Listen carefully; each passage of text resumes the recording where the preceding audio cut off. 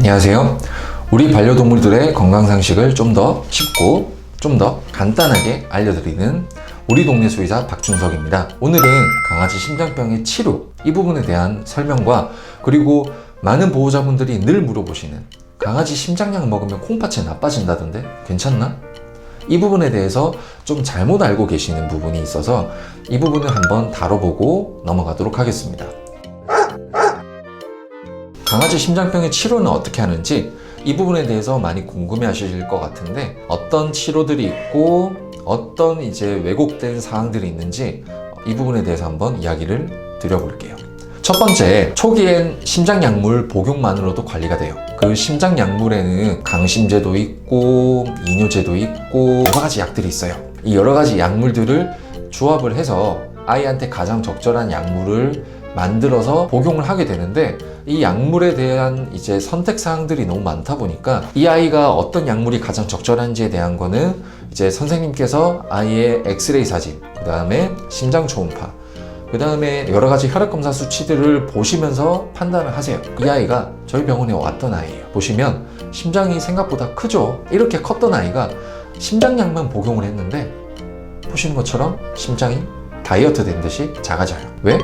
제가 물풍선이라고 말씀드렸잖아요. 물풍선이다 보니까 심장약을 복용을 하게 되면 이 물풍선 같은 심장은 물이 조금씩 빠지면서 조금은 작은 물풍선이 돼요. 그래서 조금은 여유가 있어진 심장이 되고 아이가 폐에 물이 차는 그런 응급 상황까지 만들 수 있지 않습니다. 그래서 초기에는 심장약물 복용만으로도 충분히 관리가 됩니다. 두 번째, 초기 진단. 처음에 아이가 기침을 하고 운동불내성이 생겼다라고 하면 이때가 이제 초기 나타날 수 있는 증상인데 이 시기를 만약에 놓치셨다, 이 아이가 지금 증상을 보이고 있다는 거를 만약에 캐치를 못하시고 이때 관리를 제대로 하시지 않는다면 뭐가 온다고 했죠? 폐에 물이 찬다라고 했죠. 심장은 터지지 않는 물풍선이에요. 그래서 일반적인 물풍선은 물을 담다가 그 한도를 넘어가 버리면 터지지만 심장이라는 장기는 터질 수가 없는 장기다 보니까 일반적으로 물을 적당 수준까지 담다가 내가 더 이상 담을 수가 없다라고 하면 물을 버려요.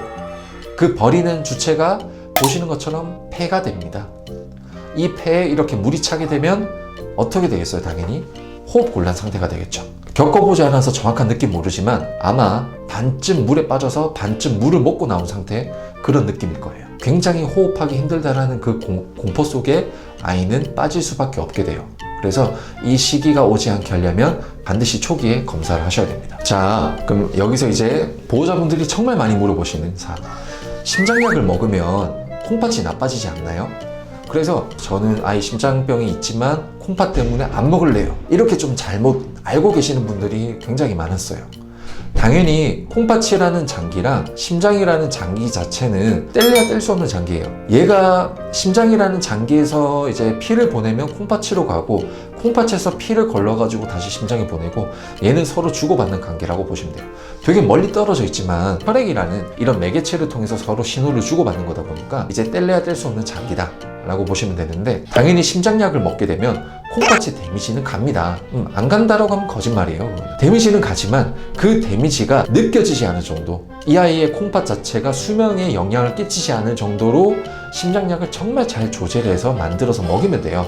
자, 그래서 이 심장과 콩팥이라는 장기에 대해서 제가 보호자분들한테 설명을 드릴 때 보여드리는 그림이 요 시소 그림이에요. 자, 여기 푸와 피그렛 보이시죠?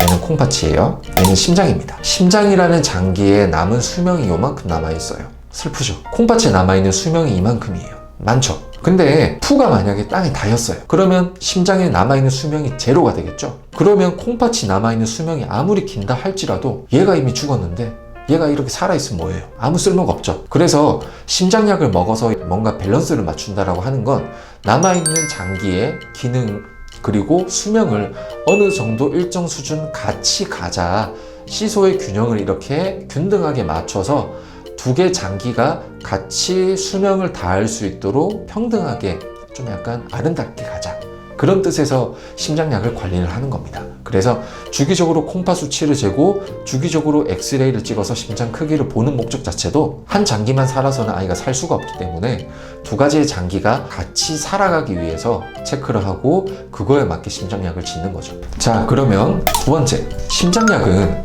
평생 먹어야 되나요? 먹다가 안 먹으면 어떻게 되는지, 간혹 이제 심장약을 먹다가 개인적인 스케줄로 혹은 비용적인 문제 때문에 심장약을 안 먹이시는 분들이 많습니다. 앞서 제가 이제 보여드린 시소 있죠. 심장이라고 하는 장기가 전보다는 기능이 많이 떨어져서 땅에 다일락말락해요. 남아있는 수명이 얼마 없는데 이 남아있는 수명을 약을 먹음으로써 다시 또 업을 해주는 그런 이제 작용을 하게 되는데, 이 약을 먹다가 안 먹게 되면 시소가 다시 어떻게 되겠어요? 가라앉기 시작하겠죠. 한번 끌어올린 시소는 계속 끌어올려야 돼요. 심장이라고 하는 장기 자체가 나이가 들어서 자기 스스로의 힘으로 살아갈 수가 없다 보니 반드시 약을 먹어서 부족한 그 기능을 약의 힘을 빌려서 이렇게 채워주는 역할을 해야 돼요. 그래서 심장약은 한번 먹기 시작하면 평생 먹어야 됩니다. 그래서 그 시작을 언제 하느냐가 중요한 거고, 그 시작을 하려면 반드시 심장병에 대한 단계를 알아야 되겠죠. 자, 오늘 강아지 심장병의 치료에 대해서 한번 알아봤어요. 오늘 내용이 유익하셨다면 좋아요와 구독 부탁드리겠습니다. 감사합니다.